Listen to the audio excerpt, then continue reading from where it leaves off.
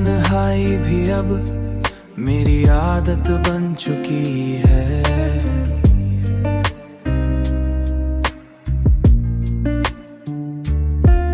और तेरी जुदाई ने मुझे इस कदर बदल दिया है, मुझे इस वो बदल दिया है कि मैं खुद को पहचान भी नहीं पाता। और कभी कभी आईसरे में देख कर ये सोचता हूँ कि ये वही शख्स है जो कभी तेरी मोहब्बत में मुस्कुराया करता था।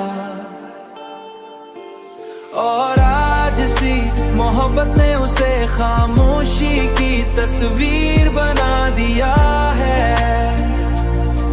खामोशी की तस्वीर।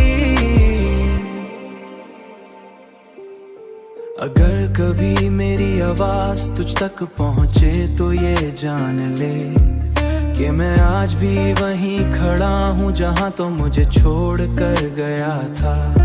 और मेरे दिल में तेरे लिए मोहब्बत का वही जज्बा आज भी जिंदा है जो पहले दिन था। और शायद हमेशा है जो पहले दिन था, और शायद हमेशा रहेगा, हमेशा रहेगा। क्योंकि कुछ मोहब्बतें वक्त के साथ मुझे खत्म नहीं होते, बल्कि और भी गहरी हो जाती है, और भी गहरी हो जाती है।